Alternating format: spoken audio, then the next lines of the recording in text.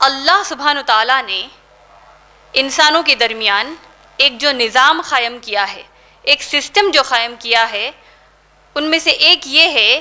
کہ اللہ نے ہر انسان کے لیے یعنی ہر مرد کے لیے ایک اس کا جوڑا بنایا. جیسے کہ آدم علیہ السلام سے جو تخلیق انسانیت کی شروع ہوئی، اللہ نے آدم علیہ السلام سے ان کا جوڑا یعنی انہی کی جنس سے اللہ سبحانہ تعالیٰ نے حوا علیہ السلام کو پیدا کیا، اور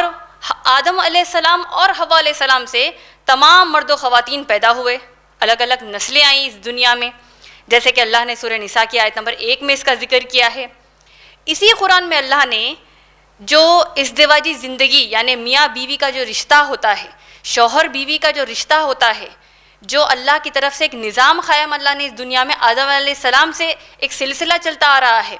اس رشتے کی اللہ نے خوشخبری قرآن مجید میں دی ہے، جس کا ذکر اللہ نے سورہ روم سورہ نمبر 30 آیت نمبر 21 میں کیا ہے، جہاں اللہ نے فرمایا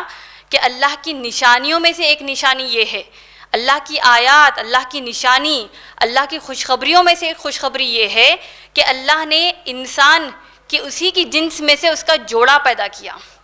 اور اللہ نے ان کے دلوں میں محبت، ہمدردی اور سکون ڈال دیا ہے، اور یہ نشانی ان کے لیے ہے جو غور و فکر تدبر کرتے ہیں. اسی طریقے سے رحمت للعالمین نبی محمد صلی اللہ علیہ وسلم کی حدیث مبارکہ جو ابن ماجہ جلد نمبر 3 حدیث نمبر 1855 میں اللہ کے رسول صلی اللہ علیہ وسلم نے فرمایا کہ دنیا کی تمام نعمتوں میں جتنی نعمتیں اللہ نے اس دنیا میں پیدا کی ہیں، ان میں سب سے بہترین نعمت ایک نیک بیوی ہے. تو اس آیت اور اس حدیث پر غور و فکر کرتے ہوئے ہم اسی نتیجے پر پہنچتے ہیں کہ اللہ سبحانہ تعالیٰ نے نیک بیوی ہونا ایک بہت بڑی کامیابی کی نشانی اللہ نے بتائی.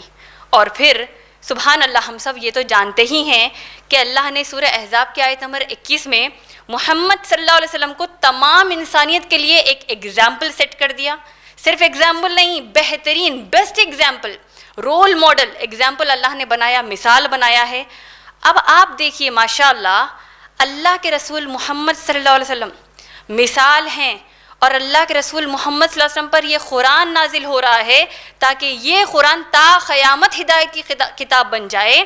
اور ایسے نبی محمد صلی اللہ علیہ وسلم کے معیار کے حساب سے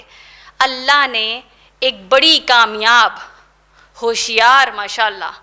بڑی زیادہ ذہین اور ثابت قدم عورت کو اللہ نے محمد صلی اللہ علیہ وسلم کی سب سے پہلی زوجہ منتخب کیا. وہ کوئی اور نہیں میری بہنوں بلکہ خدیجہ رضی اللہ تعالیٰ عنہا ہے. اس